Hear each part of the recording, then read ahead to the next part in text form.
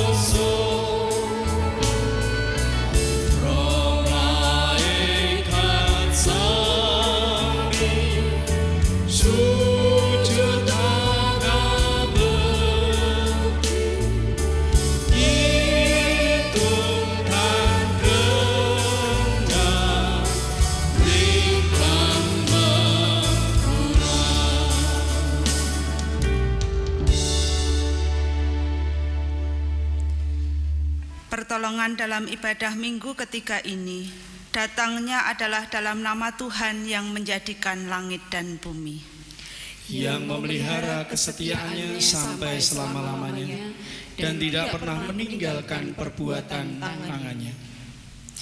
Kasih karunia dan damai sejahtera dalam persekutuan Allah Bapa, Allah Putra dan Roh Kudus menyertai saudara sekalian.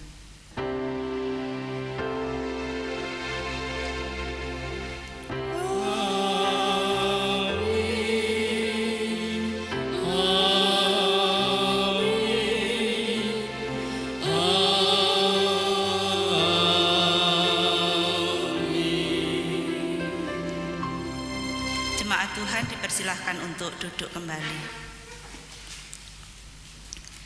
Kita sadar bahwa Tuhan menghendaki agar kita mau hidup di dalam Kristus. Artinya, kita dipanggil untuk merasakan dan melakukan yang dialami dan dilakukan oleh Yesus Kristus. Oleh karena itu, komitmen untuk hidup di dalam Kristus adalah proses yang harus diperjuangkan dengan keyakinan bahwa Tuhan memelihara dan melindungi kita. Bersandar dan berserah kepada Tuhan akan menjadikan kita kuat dan menang, sehingga dapat bersyukur dan memuliakan Tuhan.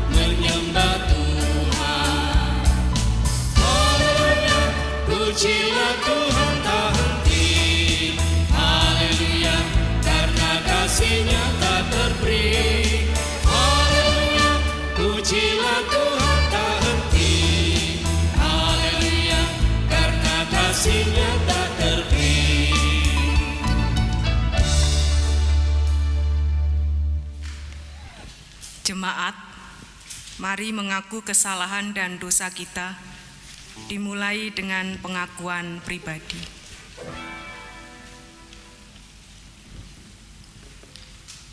Kasihanilah kami ya Allah, menurut kasih setiamu. Hapuskanlah pelanggaran kami menurut rahmat-Mu yang besar.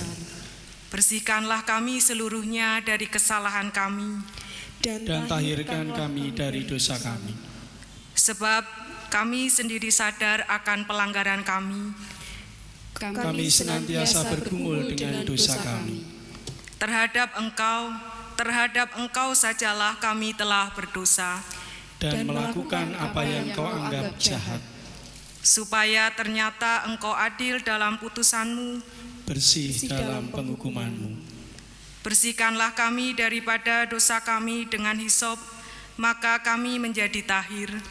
Basuhlah kami, maka kami menjadi lebih putih dari salju. Biarlah kami mendengar kegirangan dan sukacita. Biarlah tulang-tulang yang Kau remukkan bersorak-sorak kembali.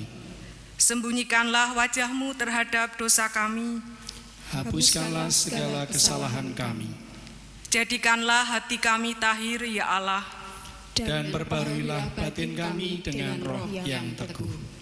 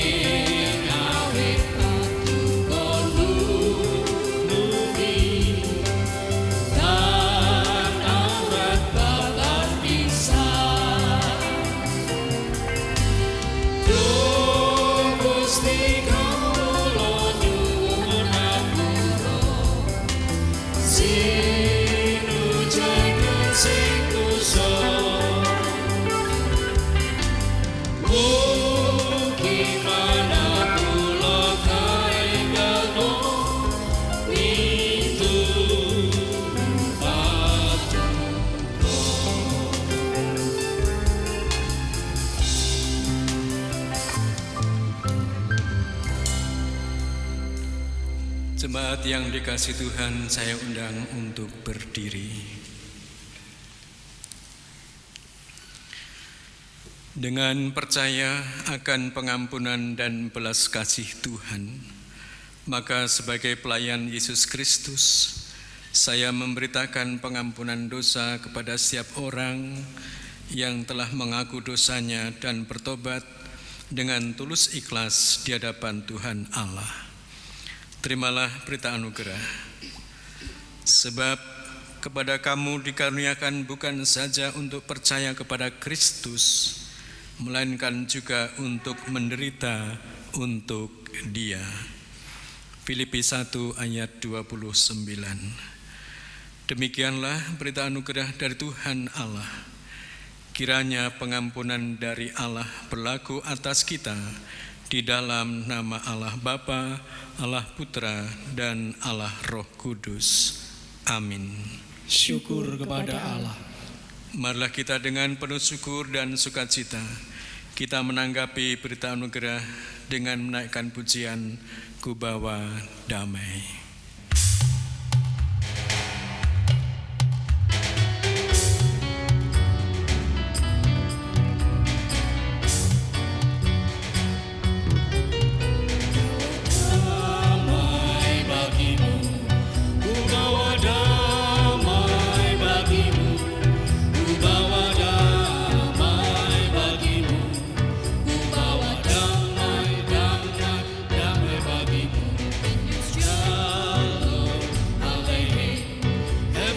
Shalom Aleichem, Heavenly Shalom Aleichem, Heavenly Shalom, Shalom, Shalom Aleichem. Saatnya bagi kita untuk mendengarkan kebenaran firman Tuhan. Karena itu mari kita berdoa. Kami bersyukur kepadamu ya Tuhan, karena dalam peribadatan saat ini Tuhan izinkan kami untuk kami bisa menerima kebenaran firman Tuhan. Kami meyakini benar itu bagian dari pemeliharaan iman yang Tuhan berikan bagi kami. Karena itu kami mohon kepadamu, karuniakanlah kami dengan Roh Kudus yang melaluinya kami dimampukan untuk dapat mengerti dan melakukan apa yang menjadi kehendak-Mu. Berkati juga hamba-Mu ketika menyampaikan kebenaran firman Tuhan, sehingga semuanya berasal dari Tuhan, oleh karena Tuhan, dan untuk hormat kemuliaan nama Tuhan. Berbicaralah kepada kami ya Allah, karena kami bersedia untuk mendengarkannya. Di dalam nama Yesus kami berdoa. Amin. Jemaat disilahkan untuk duduk kembali.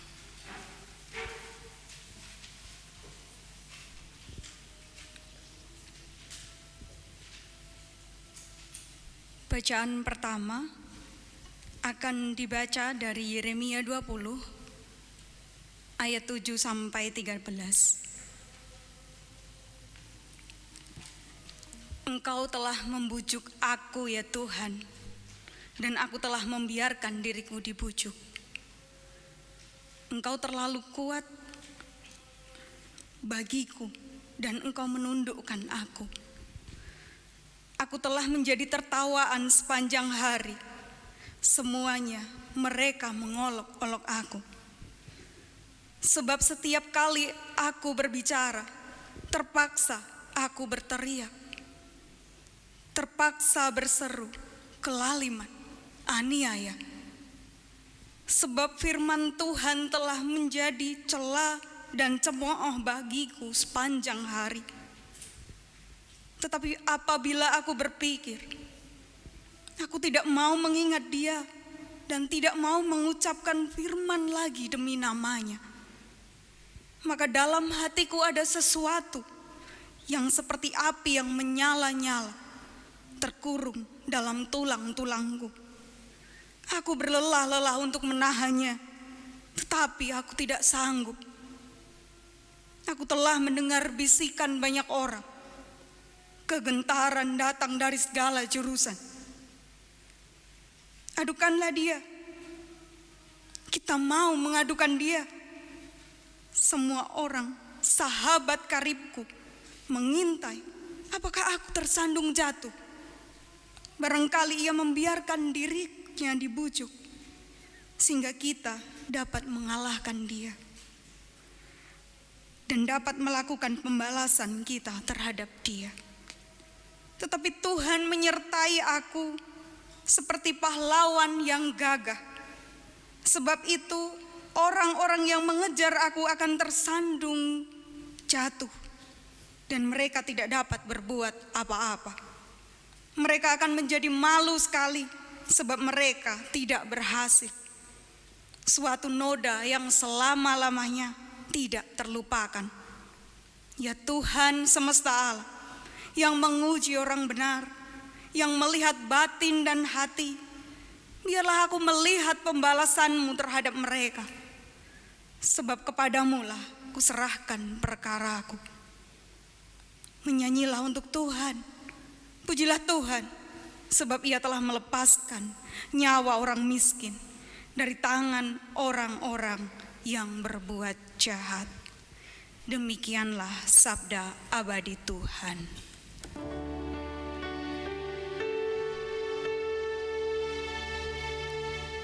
Sabdamu abadi, seluruh langkah kami yang mengikutinya hidup sukacita.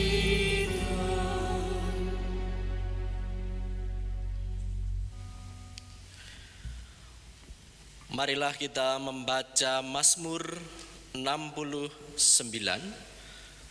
ayat 7 sampai 10, dilanjutkan dengan ayat 16 sampai 18 secara berbalasan.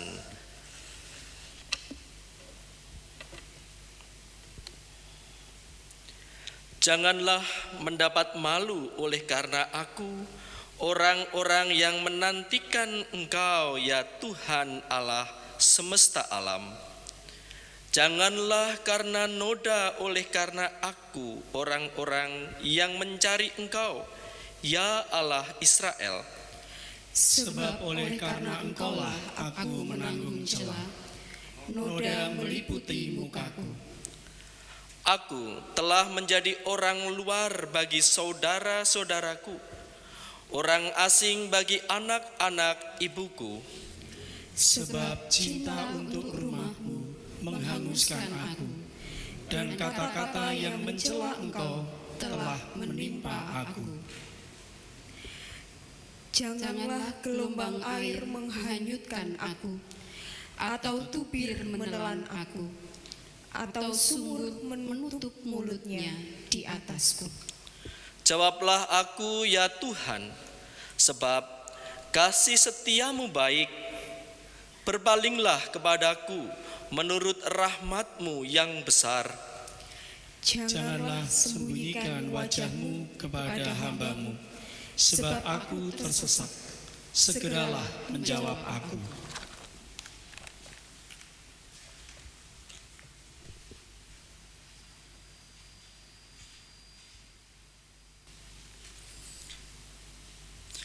Jemaat yang terkasih, bacaan yang kedua diambil dari Roma pasal yang ke-6 ayat 1b sampai dengan yang ke-11. Demikian, bolehkah kita bertekun dalam dosa supaya semakin bertambah kasih karunia itu? Sekali-kali tidak. Bukankah kita telah mati bagi dosa? Bagaimanakah kita masih dapat hidup di dalamnya? Atau tidak tahukah kamu bahwa kita semua yang telah dibaptis dalam Kristus telah dibaptis dalam kematiannya? Dengan demikian, kita telah dikuburkan bersama-sama dengan Dia oleh baptisan dalam kematian, supaya sama seperti Kristus telah dibangkitkan dari antara orang mati oleh kemuliaan Bapa, demikian juga kita akan hidup dalam hidup yang baru. Sebab jika kita telah menjadi satu dengan apa yang sama dengan kematiannya, kita juga akan menjadi satu dengan apa yang sama dengan kebangkitannya. Karena kita tahu bahwa manusia lama kita telah turut disalibkan supaya tubuh dosa kita hilang kuasanya, agar jangan ada penghambaan diri lagi kepada dosa. Sebab siapa yang telah mati, ia telah bebas dari dosa. Jadi jika kita telah mati dengan Kristus, kita percaya bahwa kita akan hidup juga dengan Dia. Karena kita tahu bahwa Kristus sesudah ia bangkit dari antara orang mati, tidak mati lagi, maut tidak berkuasa lagi atas dia. Sebab kematiannya adalah kematian terhadap dosa, satu kali dan untuk selama-lamanya, dan kehidupannya adalah kehidupan bagi Allah. Demikianlah hendaknya kamu memandangnya, bahwa kamu telah mati bagi dosa, tetapi kamu hidup bagi Allah dalam Kristus Yesus. Sabdamu abadi ya Tuhan.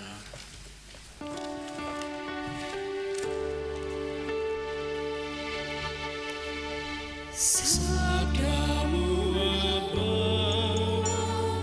harta tak terduga, sungguh memberkati yang membuka hati.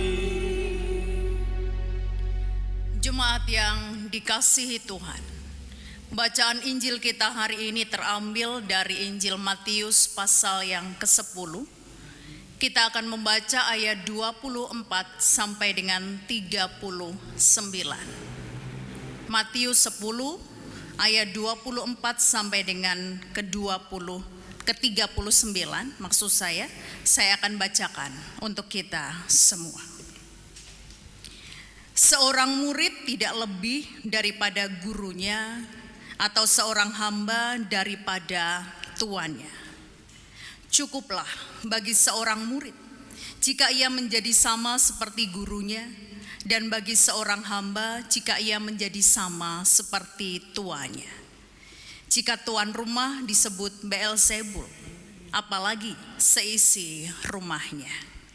Jadi janganlah kamu takut terhadap mereka, karena tidak ada sesuatu pun yang terungkap yang tidak akan dibuka, dan tidak ada sesuatu pun yang tersembunyi yang tidak akan diketahui. Apa yang kukatakan kepadamu dalam gelap, katakanlah itu dalam terang. Dan apa yang dibisikkan ke telingamu, beritakanlah itu dari atas atap rumah. Dan janganlah kamu takut kepada mereka yang dapat membunuh tubuh, tetapi yang tidak berkuasa membunuh jiwa. Takutlah terutama kepada Dia yang berkuasa membinasakan baik jiwa maupun tubuh di dalam neraka. Bukankah burung pipit dijual 2 ekor seduit? Namun seekor pun daripadanya tidak akan jatuh ke bumi di luar kehendak Bapamu. Dan kamu, rambut kepalamu pun terhitung semuanya. Sebab itu, janganlah kamu takut, karena kamu lebih berharga daripada banyak burung pipit. Setiap orang yang mengakui aku di depan manusia, aku juga akan mengakuinya di depan Bapa-Ku yang di sorga. Tetapi barang siapa menyangkal aku di depan manusia, aku juga akan menyangkalnya di depan Bapa-Ku yang di sorga. Jangan kamu menyangka bahwa aku datang untuk membawa damai di atas bumi. Aku datang bukan untuk membawa damai, melainkan pedang. Sebab aku datang untuk memisahkan orang dari ayahnya, anak perempuan dari ibunya, menantu perempuan dari ibu mertuanya, dan musuh orang ialah orang-orang seisi rumahnya. Barang siapa mengasihi bapa atau ibunya lebih daripadaku, ia tidak layak bagiku. Dan barang siapa mengasihi anaknya laki-laki atau perempuan lebih daripadaku, ia tidak layak bagiku. Barang siapa tidak memikul salibnya dan mengikut aku, ia tidak layak bagiku. Barang siapa mempertahankan nyawanya, ia akan kehilangan nyawanya. Dan barang siapa kehilangan nyawanya karena aku, ia akan memperolehnya. Demikianlah Injil Tuhan di hari ini, dan yang berbahagia adalah setiap kita yang mendengarkan firman Allah, yang memelihara dan yang melakukannya. Haleluya.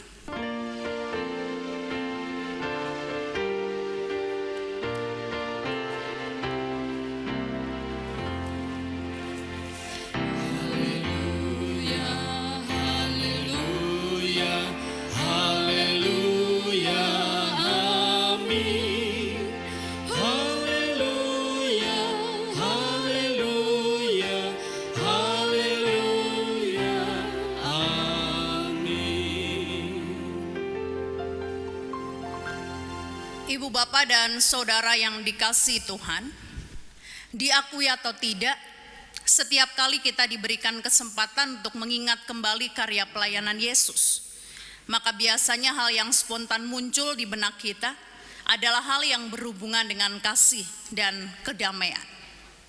Dan itu wajar, sebab kalau kita mengingat kembali ajaran-ajaran Yesus atau khotbah-khotbah Yesus, kita akan mendapati bahwa hal yang berhubungan dengan kasih dan kedamaian seringkali ditekankan. Begitu juga jikalau kita memperhatikan kisah pada saat Yesus melakukan mukjizat, kita akan mendapati banyak sekali yang dilakukan Yesus karena didasarkan belas kasihan Yesus. Selain itu, di dalam kitab Injil sendiri, kita juga mendapatkan keterangan bahwa dasar dan tujuan Yesus hadir ke dunia semata-mata karena kasihnya kepada manusia dan juga demi memberikan kedamaian bagi dunia. Nah, hanya saja saudara yang dikasihi Tuhan, jikalau kita memperhatikan bacaan Injil kita hari ini, terutama di ayat 34 dan sampai dengan 36, rasanya kita akan mendapati bahwa hal yang berhubungan dengan kasih dan kedamaian itu tidak kita rasakan. Sebab di ayat itu Yesus justru berkata dengan tegas, "Jangan kamu menyangka bahwa aku datang untuk membawa damai di atas bumi. Aku datang bukan untuk membawa damai, melainkan pedang. Sebab aku datang untuk memisahkan orang dari ayahnya, anak perempuan dari ibunya, menantu perempuan dari ibu mertuanya. Dan musuh orang ialah orang-orang seisi rumahnya." Kalau kita memperhatikan sekilas apa yang disampaikan Yesus itu, kesannya memang di dalamnya tidak ada lagi hal yang berhubungan dengan kasih dan kedamaian. Pertanyaannya, kenapa Yesus mengatakan hal yang seperti itu? Padahal kita tahu kasih dan kedamaian itu adalah dasar dari semua ajarannya, bahkan dasar dari semua pelayanan yang dilakukannya. Nah, untuk mengetahuinya adalah baik jikalau kita memperhatikan konteks ketika Yesus menyatakan hal yang demikian.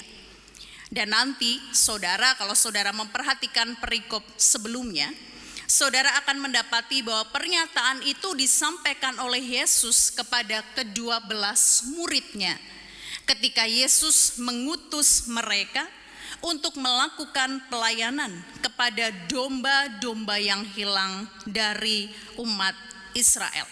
Itu bisa kita baca di Matius 10 ayat 5 sampai dengan yang ke-6. Di mana secara tidak langsung melalui apa yang disampaikan Yesus itu kita mendapatkan penjelasan bahwa ketika para murid itu melakukan tugas pelayanan, maka pihak yang harus dilayani oleh mereka itu bukan orang lain, bukan orang asing, bukan bangsa lain, tetapi adalah bangsa mereka sendiri, orang-orang mereka sendiri, dan itu artinya adalah keluarga mereka sendiri. Hanya saja jikalau kita memperhatikan Matius 10 ayat 16, kita akan mendapati hal yang menarik yang dipakai oleh Yesus untuk menggambarkan siapa yang disebut dengan pihak yang harus mereka layani itu. Sebab di ayat yang ke-16 dari Matius 10, Yesus mengatakan kepada muridnya, "Aku mengutus kamu seperti domba ke tengah-tengah serigala." Artinya pihak yang mereka layani yang notabene adalah bangsa mereka sendiri, orang-orang mereka sendiri dan keluarga mereka sendiri, itu adalah pihak yang tidak akan menerima pelayanan mereka, tidak akan mendukung pelayanan mereka. Tetapi yang mereka akan lakukan adalah menolaknya, bahkan mungkin mereka akan berusaha untuk membunuh murid-murid Yesus itu. Sebab Yesus menggambarkan mereka sebagai serigala. Pertanyaannya sekarang adalah, kenapa gambaran itu yang diberikan Yesus kepada murid-muridnya ketika Yesus mengutus mereka untuk melakukan pelayanan kepada keluarganya? Kenapa Yesus menggambarkan keluarga atau bangsanya sendiri yang nantinya akan dilayani oleh ke-12 muridnya itu sebagai serigala yang siap mencabik mereka, yang siap menerkam para muridnya itu? Apakah itu memang sebuah kelaziman karena ada pameo yang mengatakan bahwa nabi itu tidak akan pernah diterima di lingkungannya sendiri? Atau ada hal yang lain yang menjadi dasarnya? Nah, saudara yang dikasihi Tuhan, jikalau saudara memperhatikan Matius pasal 10 ayat 18 dan Matius 10 ayat 22, kita akan mendapatkan alasannya. Kenapa demikian? Di sana Yesus mengatakan dengan tegas, "Karena aku, maka kamu akan digiring ke penguasa-penguasa." Itu di ayat yang ke-18.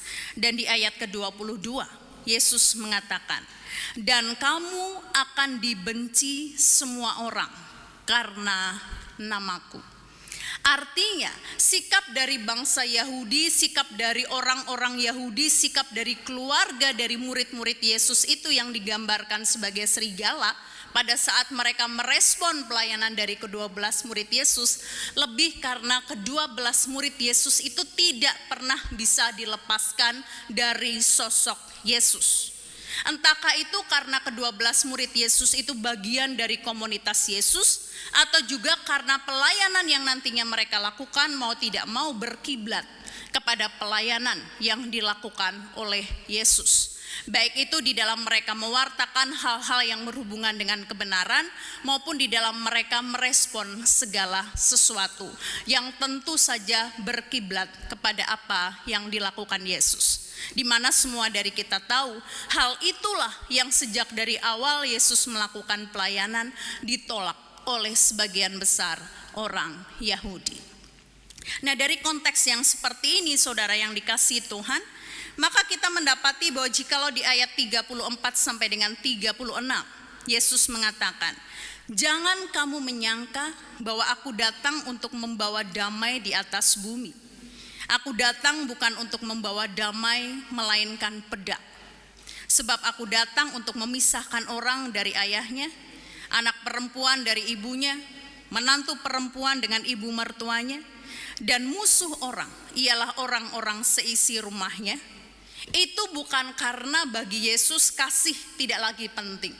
Itu bukan karena bagi Yesus melakukan kasih kepada orang lain di pihak luar harus, tapi di keluarga sendiri tidak perlu diprioritaskan. Bukan itu. Tetapi semua itu disampaikan oleh Yesus untuk memberikan gambaran kepada para muridnya bahwa konsekuensi yang nantinya akan mereka terima ketika mereka melakukan tugas perutusan di tengah keluarga mereka dan bangsa mereka itu tidak mudah, bahkan terkesan berat. Nah, bentuk konkret dari hal yang seperti itu pernah dirasakan oleh Nabi Yeremia dan juga oleh Daud. Kenapa demikian? Nanti jikalau saudara memperhatikan kembali Yeremia pasal yang ke-20 mulai dari ayat yang pertama, kita akan mendapati bahwa ketika Yeremia melakukan tugas yang Tuhan percayakan kepadanya, yaitu untuk menyampaikan kebenaran kepada bangsanya sendiri, yaitu bangsa Yehuda, Yeremia justru ditolak. Dan bukti ditolaknya itu terlihat dari beberapa hal yang menyayat dirinya, baik itu secara fisik maupun secara batin. Yang pertama, terlihat dari sikap Pasyur yang memukul dan memasung dia di pintu gerbang. Apa yang yang dilakukan oleh Pasyur itu menunjukkan bahwa kekerasan yang saat itu dialami oleh Yeremia ketika mewartakan kehendak Allah bukan hanya kekerasan yang sifatnya fisik tapi juga struktural. Sebab Pasyur pada saat itu adalah seorang imam yang menjabat sebagai kepala rumah Tuhan. Dia memiliki kedudukan, dia memiliki kekuasaan. Selain itu, ketika Yeremia juga dipasung di pintu gerbang, itu juga simbolisasi bahwa siapapun orang yang mewartakan kebenaran tidak akan pernah mendapatkan keadilan secara hukum negara. Sebab gerbang bagi orang Yahudi pada saat itu disimbolisasikan sebagai tempat mereka memperoleh kedamaian, memperoleh keadilan. Siapapun orang yang pada saat itu memiliki persoalan dengan orang lain, mereka bisa pergi ke sebuah gerbang karena di situ mereka berharap mereka mendapatkan keadilan. Sehingga kalau dalam bacaan kita, Yeremia itu dipasung di pintu gerbang, itu simbol bahwa sampai kapanpun dia tidak akan pernah mendapatkan keadilan. Selain itu, bentuk penolakan yang juga diterima oleh Yeremia terlihat ketika semua orang mengolok-olok dia setiap kali Yeremia berbicara tentang firman Tuhan. Banyak juga orang yang merencanakan untuk mengadukan dia kepada penguasa. Bahkan sikap dari sahabat-sahabatnya yang Yeremia sendiri berharap mereka mau mendukungnya justru tidak mendukung dia. Alih-alih para sahabat itu mendukung Yeremia, yang mereka lakukan justru mengintai kapanpun Yeremia itu tersandung. Nah, terhadap semua perlakuan yang Yeremia terima dari bangsanya sendiri, yang notabene adalah orang-orangnya sendiri, dan itu artinya keluarganya sendiri, Yeremia sampai sempat mengutuki hari kelahirannya. Bahkan Yeremia sempat merasa menyerah, tidak mau lagi melakukan apa yang menjadi perintah Tuhan, karena itu sangat menyayat dirinya. Itu contoh yang dialami oleh Yeremia. Nah, hal yang sama juga dirasakan oleh Daud.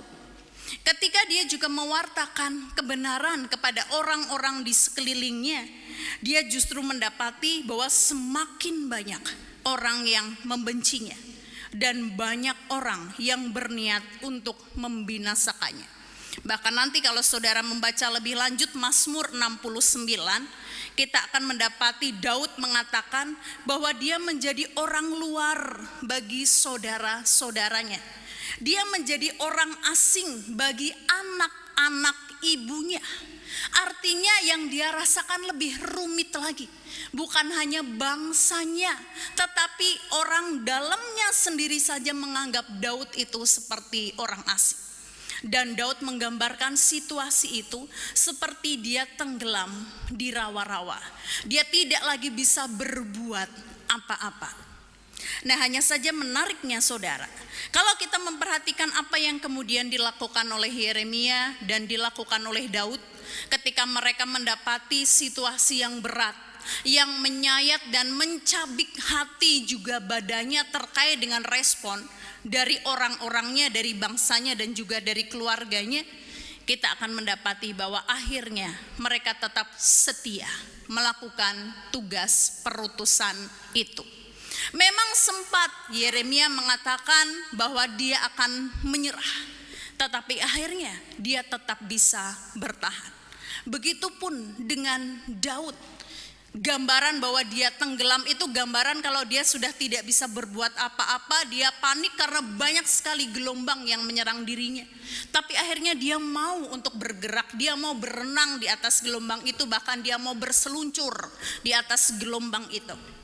Nah, pertanyaannya apa yang membuat mereka seperti itu? Kalau kita memperhatikan kitab Yeremia dan juga kitab Mazmur tadi, kita akan mendapati yang pertama, sikap itu terjadi karena mereka merasa ada dorongan dari dalam diri mereka sendiri yang terus mendesaknya untuk melakukan tugas perutusan. Di dalam bahasanya Yeremia, dorongan itu digambarkan seperti api yang terus menyala dalam dirinya. Yeremia berusaha memadamkannya, Tapi Yeremia merasa itu tidak bisa padam karena api itu terus mendorongnya untuk melakukan tugas perutusan itu. Dan yang kedua yang membuat mereka tetap setia adalah karena mereka memiliki kepercayaan bahwa Tuhan senantiasa menyertai mereka. Dan mereka merasakan sendiri kasih setia Tuhan tidak pernah berkesudahan atas hidup mereka. Nah, saudara yang dikasihi Tuhan, keyakinan Yeremia, keyakinan Daud yang seperti itu jugalah yang diharapkan oleh Yesus terus ada dalam diri ke-12 muridnya yang saat itu diutus untuk masuk dan melakukan pelayanan di tengah-tengah bangsanya sendiri, di tengah orang-orangnya sendiri, di tengah keluarganya sendiri yang digambarkan seperti serigala. Kenapa demikian? Dalam bacaan Injil di sana digambarkan betapapun memang para serigala itu memiliki kekuasaan dan kemampuan untuk mencabik-cabik, juga untuk menghancurkan hati dan dagingnya. Tetapi para serigala itu tidak pernah memiliki kuasa untuk membunuh jiwa mereka. Itu yang pertama yang diingatkan oleh Yesus. Jadi Yesus mengatakan jangan takut terhadap mereka yang hanya bisa membunuh tubuh tetapi tidak pernah bisa membunuh jiwa. Yang kedua, Yesus juga mengatakan agar mereka senantiasa mengingat pemeliharaan Tuhan yang tidak pernah berkesudahan. Yang digambarkannya dengan pernyataan, bukankah burung pipit dijual 2 ekor seduit? Namun seekor pun daripadanya tidak akan jatuh di bumi di luar kehendak Bapamu. Dan kamu, rambut kepalamu pun terhitung semuanya. Sebab itu janganlah kamu takut, karena kamu lebih berharga daripada banyak burung pipit. Nah, jemaat yang dikasihi Tuhan, sebagai komunitas Yesus, sebagai bagian dari murid Yesus, saudara dan saya juga diberikan tugas untuk melakukan hal yang sama, menyuarakan kebenaran, menyuarakan kasih, kedamaian di lingkungan sekitar kita. Tugas itu bukan tugas yang ringan. Sebab sekalipun sikap yang akan diperlihatkan oleh orang-orang kita, keluarga kita, bangsa kita sendiri tidaklah seperti sikap yang dilakukan oleh para serigala tadi, tetapi kita akan mendapati bahwa seringkali respon yang mereka perlihatkan ketika kita menyuarakan kebenaran itu membuat diri kita berat, membuat diri kita bingung bagaimana harus melangkah. Tidak usah jauh-jauh, salah satunya adalah respon dari keluarga kita, dari jemaat kita, ketika kita diberikan kesempatan untuk mulai memberlakukan situasi new normal, yang salah satunya adalah kita diberikan kesempatan untuk melakukan peribadatan kembali di gereja. Siapa yang bersuka cita dengan kebijakan pemerintah itu? Semua jemaat tentu bersuka cita. Kurang lebih 3 bulan lamanya kerinduan itu harus kita pendam, karena kita harus beribadah di rumah kita masing-masing. Tapi bersamaan dengan itu ada juga yang merasakan sedih. Siapa mereka? Mereka adalah kelompok rentan. Entahkah itu anak di bawah 18 tahun ataukah orang sepuh di atas 65 tahun. Padahal kalau kita mau jujur, seringkali kerinduan mereka lebih menggebu daripada kerinduan kita sendiri. Mereka sudah berurai air mata setiap kali berdoa kepada Tuhan untuk bisa mengharapkan beribadah kembali di gereja. Tapi ketika gereja itu diizinkan untuk dibuka melakukan pelayanan ibadah, mereka justru adalah orang yang pertama kali diharapkan untuk tidak beribadah di gereja. Terhadap kerinduan mereka, apa yang harus kita lakukan? Terhadap kesedihan yang saat ini mereka rasakan, apa yang harus kita lakukan? Apakah kita akan tetap strict dengan apa yang memang menjadi regulasi dari pemerintah, sekalipun untuk itu mereka mungkin akan sedih? Ataukah kita akan mencoba untuk memperlunak regulasi itu dengan kita mereka-reka peraturan yang membuat orang-orang sepuh atau kelompok rentan itu nyaman dan kerinduan mereka terwadai? Itu kan juga tidak mudah. Tetapi dari hal itu, saudara yang dikasihi Tuhan, kita mendapatkan gambaran bahwa mewartakan kasih Tuhan, mewartakan berita Injil, melakukan tugas perutusan, itu bukan hanya melulu yang berhubungan dengan mewartakan ajaran, mewartakan dogma, bukan hanya yang berhubungan dengan bagaimana kita harus kritis terhadap regulasi-regulasi pemerintah, apalagi jikalau itu berhubungan dengan kekerasan dan ketidakadilan, bukan melulu itu. Tetapi juga berhubungan dengan sikap etis harian kita. Ketika kita berhadapan dengan situasi-situasi yang membutuhkan pergumulan yang tidak ringan. Bahkan kadang kalau kita mau jujur, situasi itu membuat kita seolah seperti makan buah si malakama. Dimakan, yang lain mati, kalau tidak dimakan kita sendiri mati, dan lain sebagainya. Tetapi jikalau Yeremia dan Daud saja dimampukan oleh Tuhan untuk bisa tetap bertahan di tengah hatinya yang begitu berat, ditolak oleh keluarganya, maka kita mesti percaya kita pun akan dimampukan Tuhan untuk dapat melakukannya. Sebab Paulus di dalam surat Roma pasal yang ke-6 tadi mengingatkan kita bahwa kita sudah diangkat dari situasi dosa dan kita sudah masuk di dalam kebenaran. Roh Kudus juga telah Tuhan hadirkan dalam diri kita untuk kita dapat memilih mana yang benar, yang terbaik, yang dapat membangun komunitas kita. Untuk kita berani berkorban, sekalipun itu menyayat diri dan hati kita demi menjadikan nama Tuhan dimuliakan. Amin. Saat teduh bagi kita.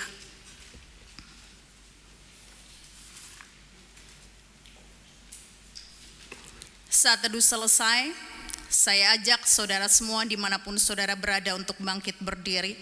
Kita akan merespon firman Tuhan lagi dengan mengagungkan Tuhan.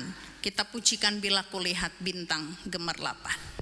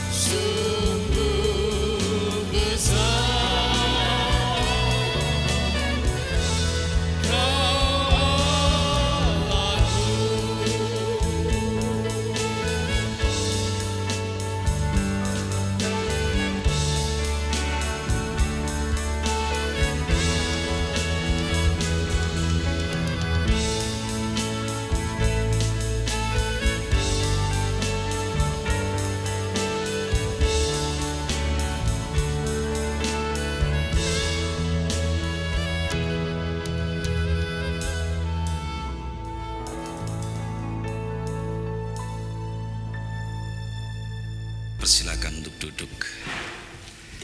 Saudara-saudara kekasih Tuhan, saatnya kita bersama-sama untuk bersekutu, bersatu hati, menaikkan setiap permohonan kita di dalam syafaat. Kita bersama-sama bersujud di dalam doa. Mari kita berdoa.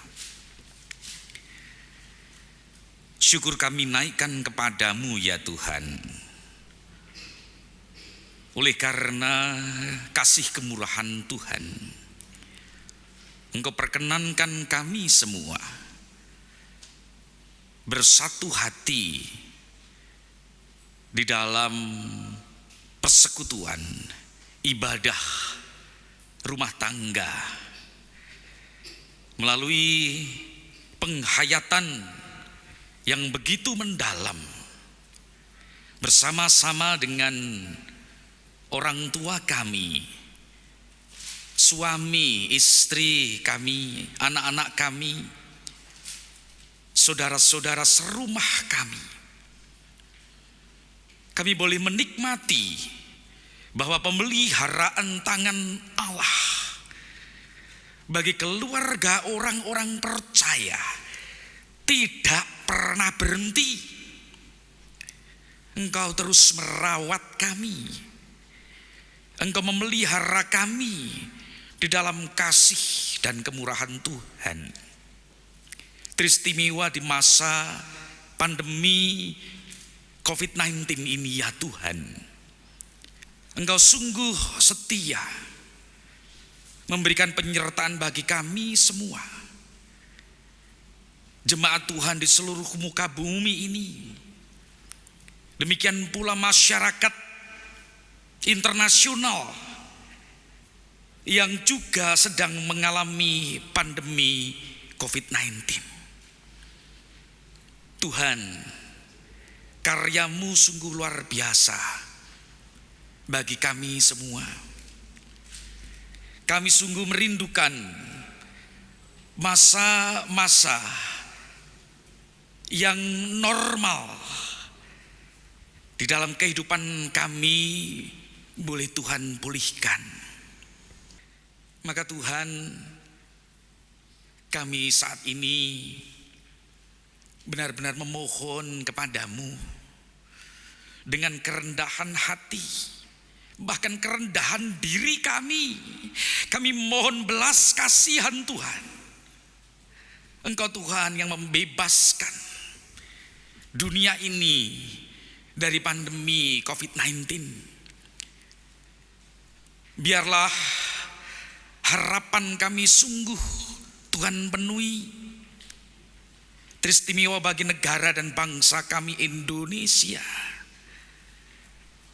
melalui pemerintah negara kami, melalui para pemimpin bangsa kami, presiden, wakil presiden, para menteri, para pejabat yang saat ini berupaya berjuang untuk melawan penyebaran coronavirus.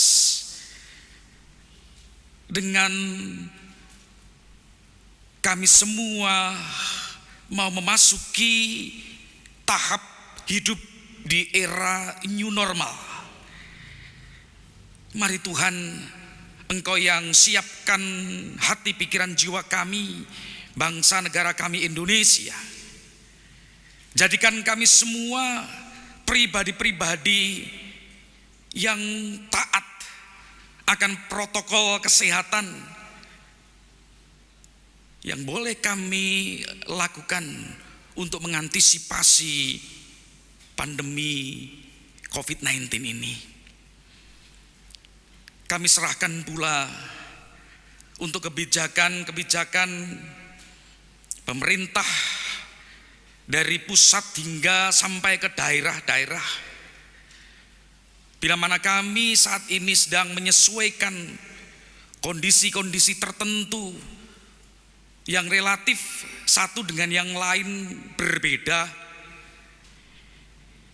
kami serahkan Tuhan perjuangan yang luar biasa ini melalui Sinode Gereja Kristen Jawa dan teristimewa di Klasis Solo saat ini. Kami mau Tuhan Engkau berkarya melalui gereja-gereja Tuhan, sehingga kami semua mau menunjukkan diri sebagai pribadi-pribadi yang mau berkomitmen hidup di dalam Kristus, hidup di dalam ketaatan yang akan mengantisipasi penyebaran virus corona. Maka Tuhan, kami menyerahkan untuk setiap kebijakan gereja-gereja Tuhan yang saat ini juga mulai diperkenankan untuk memulai ibadahnya kembali, ataupun wilayah-wilayah di mana gereja yang belum diperkenankan untuk bersekutu beribadah di gereja. Demikianlah Tuhan, kami menyerahkan setiap pergumulan kami di gereja kami masing-masing, teristimewa di gereja Tuhan, Gereja Senjawa di Klasis Solo ini. Kami yakin percaya melalui majelis yang telah Tuhan tunjuk, baik pendeta, penatua maupun diaken jemaat, Tuhan pakai mereka untuk menggembalakan domba-domba Tuhan yang terus bertumbuh saat ini. Engkau Tuhan yang menuntun mereka, sehingga jemaat Tuhan semakin dewasa, semakin mengenal Tuhan, semakin dekat dengan Tuhan, semakin lekat denganmu ya Bapa. Terima kasih Tuhan. Masih begitu banyak pergumulan kami di gereja masing-masing maupun pribadi kami yang membutuhkan pertolongan Tuhan. Engkau Tuhan yang akan datang, Engkau Tuhan yang menolong kami semua, pribadi lepas pribadi, sebagai orang percaya, sehingga kami boleh menjadi umat pemenang milik Tuhan. Terima kasih ya Bapa. Engkau ampuni setiap dosa dan kesalahan kami. Kami bersyukur atas kesempatan yang begitu indah saat kami bersujud, berdoa dan menaikkan syafaat ini kepadamu ya Tuhan. Terima kasih Bapa. Amin.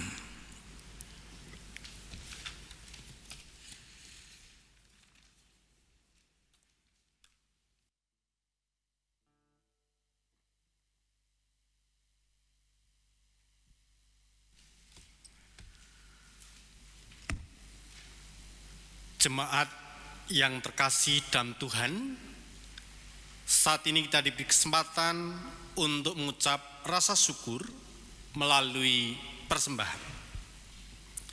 Sebelum kita memberikan persembahan, mari kita mendasari persembahan kita dari kitab Amsal 3 ayat 9-10 tertulis demikian. Muliakanlah Tuhan dengan hartamu dan dengan segala hasil pertama dari penghasilanmu, maka lumbungmu akan diisi penuh sampai melimpah-limpah, dan bejana pemeranmu akan meluap dengan air buah anggurnya. Kita mengumpulkan persembahan dengan pujian pengucapan syukur, moro doa turno pisungsung.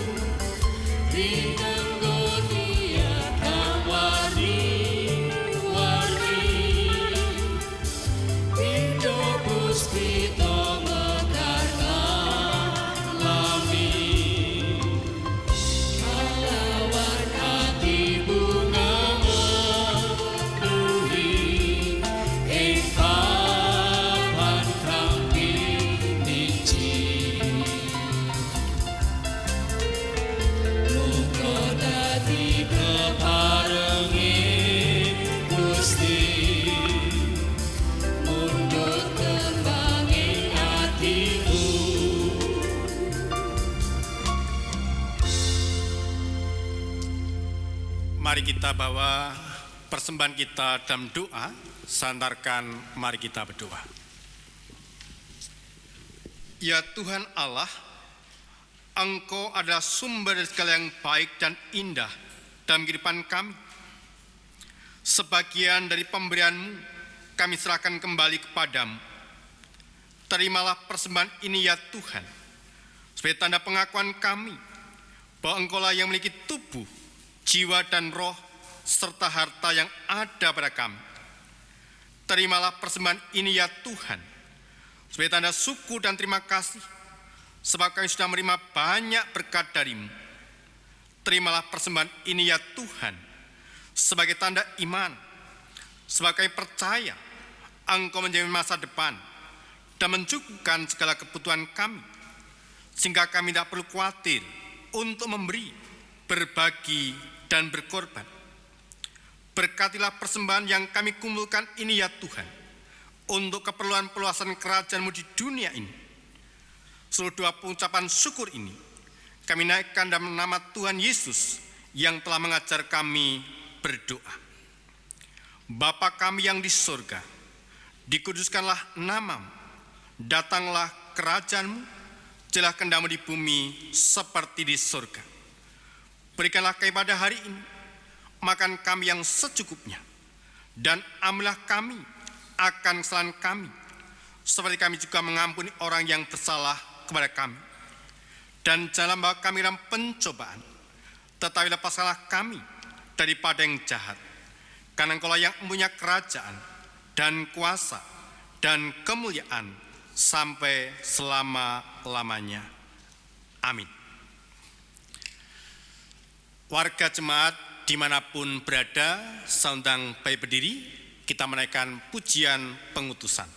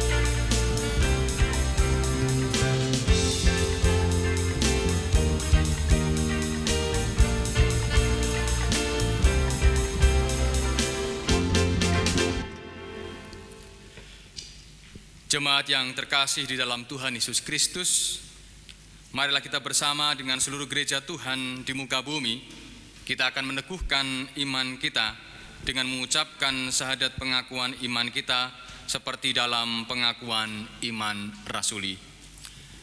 Aku percaya kepada Allah Bapa yang Maha Kuasa, Khalik langit dan bumi, dan kepada Yesus Kristus, Anaknya yang tunggal Tuhan kita, yang dikandung daripada Roh Kudus, lahir dari anak darah Maria, yang menderita di bawah pemerintahan Pontius Pilatus, disalibkan, mati dan dikuburkan, turun ke dalam kerajaan maut. Pada hari yang ketiga, bangkit pula dari antara orang mati, naik ke surga, duduk di sebelah kanan Allah Bapa yang Maha Kuasa, dan akan datang dari sana untuk menghakimi orang yang hidup dan yang mati. Aku percaya kepada Roh Kudus, gereja yang kudus dan am, persekutuan orang kudus, pengampunan dosa, kebangkitan daging, dan hidup yang kekal. Jemaat kekasih Tuhan, undurlah dari ibadat ini dengan penuh syukur dan pengharapan. Untuk itu, terimalah berkat-Nya. Allah Sang Sumber Damai Sejahtera mengkuduskan kamu seluruhnya, dan semoga roh, jiwa, dan tubuhmu terpelihara sempurna dengan tak bercacat pada kedatangan Yesus Kristus, Tuhan kita. Amin.